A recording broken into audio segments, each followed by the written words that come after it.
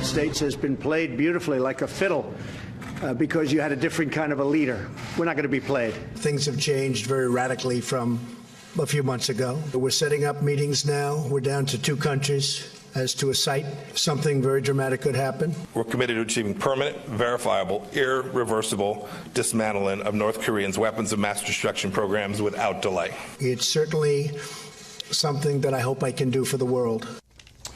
Well, it was a big moment with the 2 leaders, North Korea's leader, Kim Jong-un, and South Korea's president, coming to the DMZ, the area that we've seen before, between the 2 countries, stepping over into each other's territory and talking, laying the groundwork for possible peace and also laying the groundwork for President Trump's meeting with Kim Jong-un. This follows, obviously, the CIA Director Mike Pompeo's visit to North Korea over Easter weekend, and a picture of him shaking hands with the North Korean leader. What about this? We'll start there. A lot to cover today with this news conference at the White House. Let's bring in our panel. Byron York, political correspondent, chief political correspondent for the Washington Examiner. A.B. Stoddard, associate editor at Real Clear Politics and host of No Labels Radio on SiriusXM. And Jason Riley, Wall Street Journal columnist and senior fellow at the Manhattan Institute. Jason, your thoughts on what we heard from the president today? Well, I didn't see a lot of warmth there between Angela Merkel and Donald Trump. Still a little bit of a frosty. It's a little different than the France visits. A little different, but interestingly, I think both France and Germany want something similar here. They don't. They're wary of the U.S. pulling out of the Iran deal. They don't like Trump's talks of tariffs on imports of aluminum and steel, so they're trying to get him to scale that back, or at least give them exemptions on that front. So you see some similarities there. But what I saw is some very strong language out of Donald Trump, particularly with regard to Iran and how he is going to make sure that we provide a deterrence to them acquiring nuclear weapons. And France seemed a little more open to that. Macron seemed a little more open to that, particularly when it comes to things like sunset provisions that we're concerned about, or inspections, where we can go. He seems open to at least making another deal that addresses some of these concerns. I'm not sure if Merkel is quite there yet. On Korea, the president tweeting a furious year of missile launches, nuclear testing, historic meeting between the North and South now taking place. Good things are happening. Only time will tell. Korean War to end. The United States and all of its great people should be very proud of what's now taking place in Korea.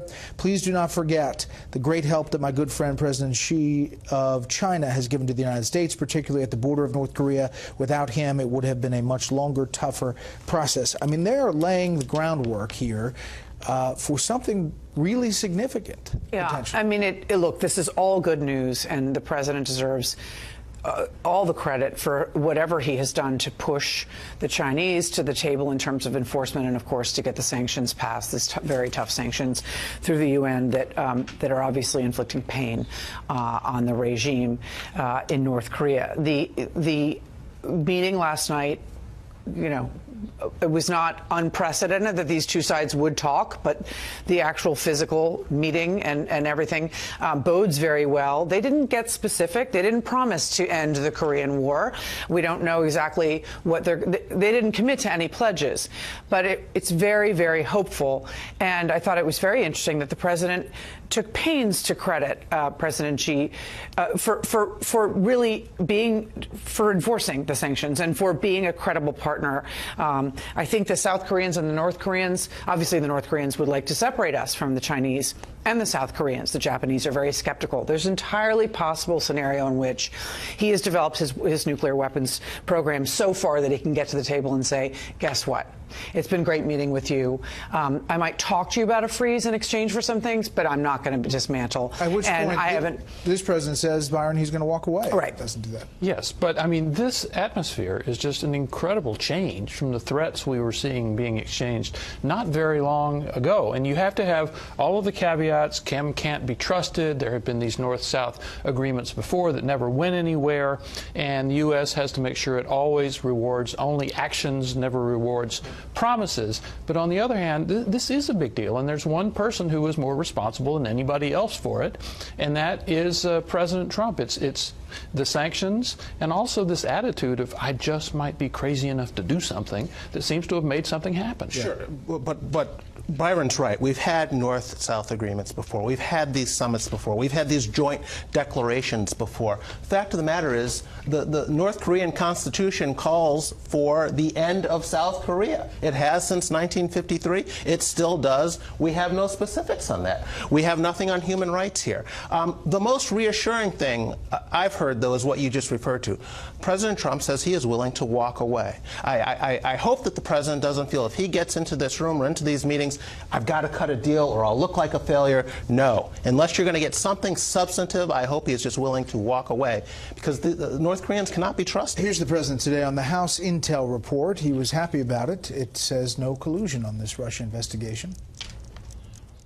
I was very honored by the report. It was totally conclusive. There was no collusion with Russia. You can believe this one. She probably can't believe it. Who can? The committee did not use its subpoena power for bank records, for phone records. It's basically a kindergarten report. It was a light once-over. So obviously Democrats, Byron, not happy with the report. The findings, the pattern of Russian attacks, cyber attacks, meet both the U.S. and Europe. None of the interviewed witnesses provide evidence of collusion, coordination, or conspiracy between the Trump campaign and Russia.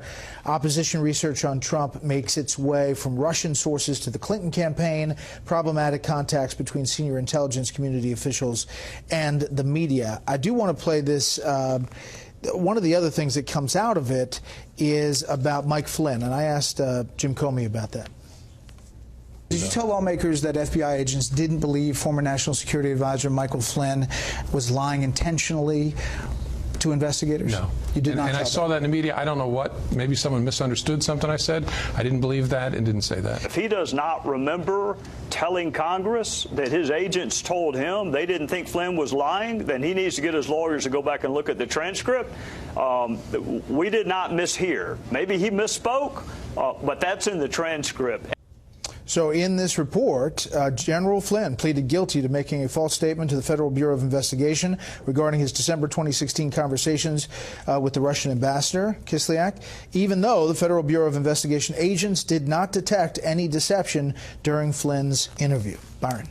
Well, James Comey has denied this a couple of times so far. It has been reported, I reported it not too long ago, that in this meeting in March of 2017, Congress had been demanding briefings from Comey, and he indeed told them that. The key word here is transcript. That's what Trey Gowdy was talking about. His meeting with the House Intelligence Committee was transcribed. And you have to think that it's probably in this report that just got released today. If anybody's looked at this report, there's big black sections of things that are redacted. And the House committee said not all of this stuff is classified, and we are going to release a less redacted version of it in the near future. Quickly, AB, even Gowdy has said, listen, Mueller is the big kahuna here because there were witnesses they wanted to talk to, they didn't talk to in this House Intel report. Yeah, there are just things that Mueller can do that these committees on Capitol couldn't do, and the process broke down. It was a tainted partisan process. This report is not credible. I don't give any credence to the Democratic report. We should all be waiting for what Bob Mueller comes up with.